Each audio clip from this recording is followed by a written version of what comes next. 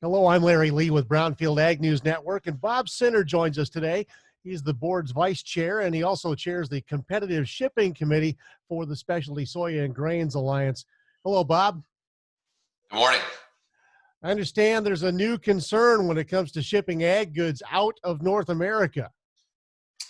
Yeah, shippers learned a little bit of a bombshell actually on Tuesday or Wednesday this week, I guess, when one of the major carriers that serve the export industry in the United States made an announcement that they are going to suspend acceptance of bookings to ship agricultural products by container out of the United States.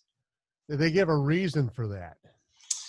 Yes, the reason is basically, hold on one second.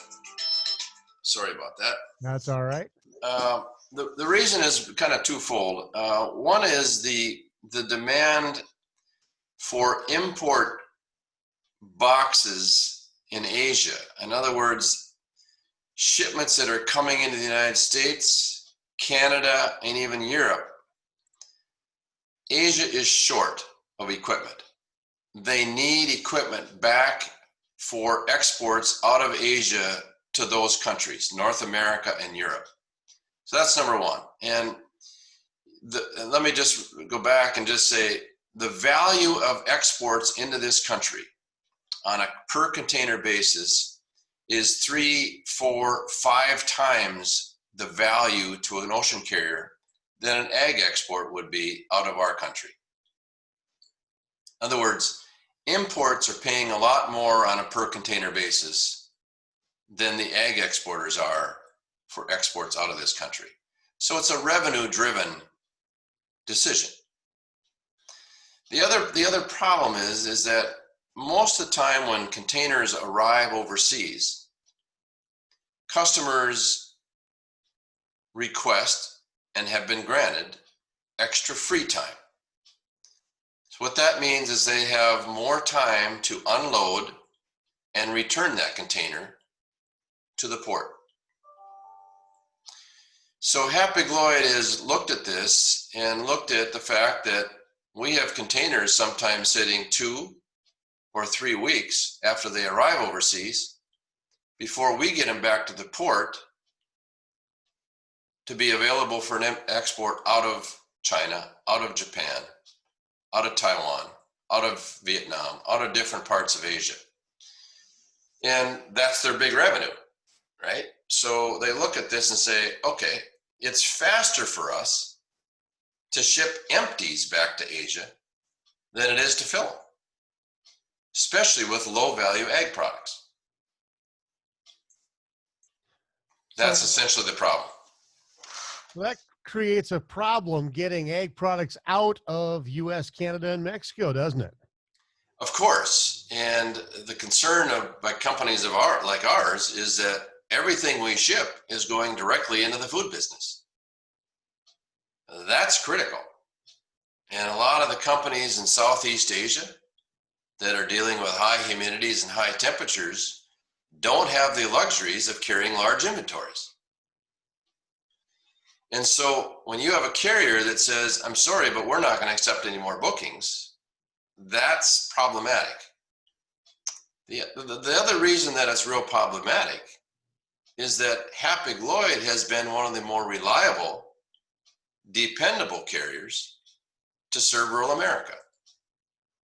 They are the only carrier that will reposition empty equipment from a large metropolitan area like Chicago into a chronic deficit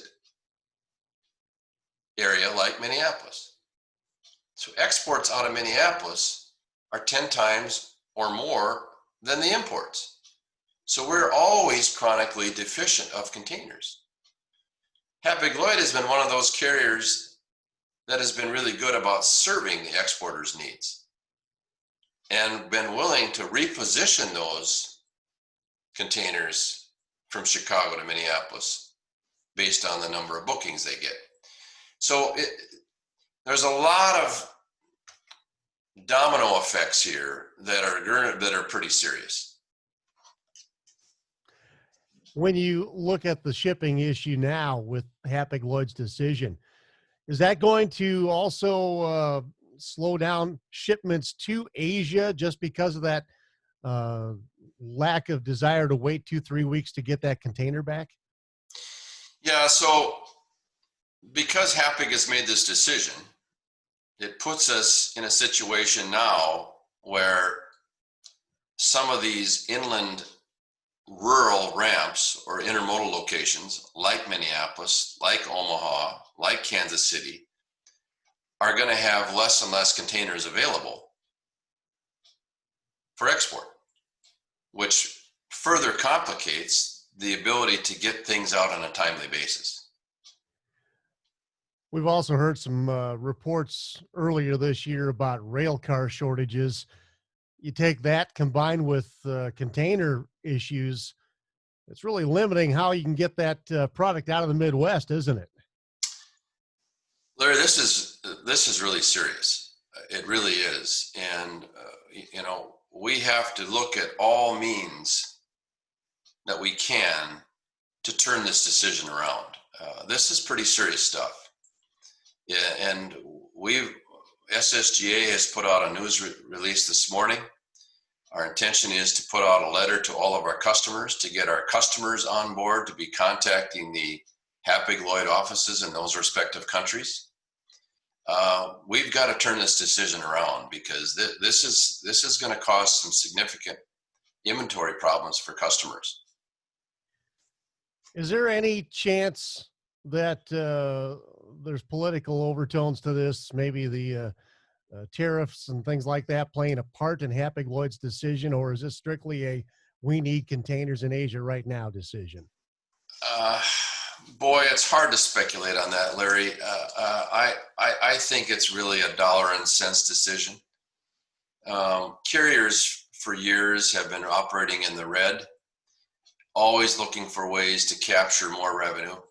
It's a competitive industry. And, my response to this decision was raise the rates,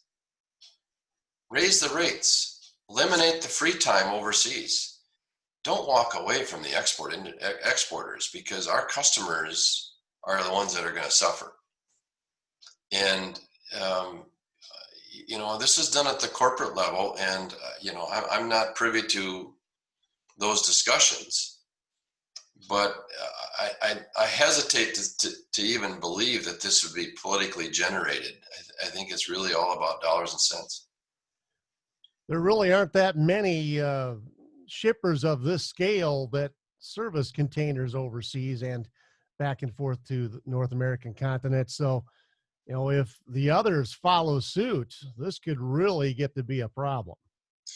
Well, and I think that's why we have to really escalate this and do what we can to turn this decision around. Because, yeah, you're right. I mean, this could be really significantly worse and devastating if other carriers followed suit on this. There's no question about it.